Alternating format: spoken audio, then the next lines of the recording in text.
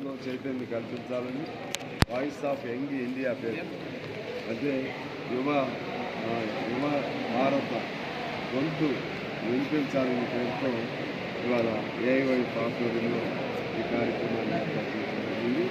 అందులో మేము పాల్గొంటాము. అది దేశానికి మన రాష్ట్రానికి సంబంధించి లేకపోతే పక్క రాష్ట్రానికి సంబంధించి అన్ని పార్టీలు బీజేపీ రాముడినే కాదు రాముడు పేరు ఇంకా చాలా దొరుకుని అన్ని పార్టీలను నయాను భయాను గడపైన కత్తిపెట్టి అక్కడ మన అనేక సిబిఐలు ఈడీలు ఇటువంటి డిపార్ట్మెంట్స్ని ఉపయోగిస్తూ అందరినీ బెదరగొట్టి తద్వారా అధికారంలో కొనసాగాలని చూస్తాము. అందులో భాగంగానే ఇక్కడ కేసీఆర్ని ఎప్పుడో బెదరగొట్టేశాడు.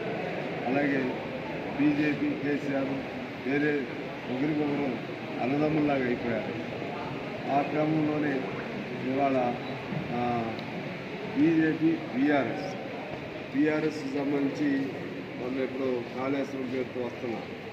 మేము కాళేశ్వరం విజిట్ చేస్తేనేమో పని పాట లేకుండా విజిట్ చేశారని చెప్తున్నారు. వారైతే విజిట్ చేస్తారు.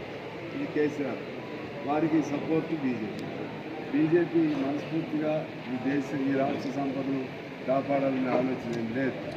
ఆ విధంగా ఇక్కడ జరుగుతారు. మరోవైపు పక్కన ఉన్న ఆంధ్రప్రదేశ్లో ఆల్రెడీ జగన్మోహన్ రెడ్డిని నరేంద్ర మోడీ జేబులోకి వెళ్ళిపోయారు.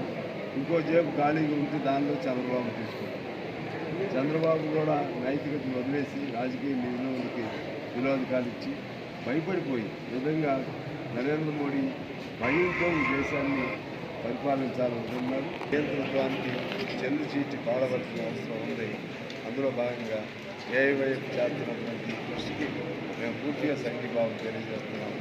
కమ్యూనిస్ట్ పార్టీగా తెలియజేస్తూ మీ అందరికీ నమస్కారం.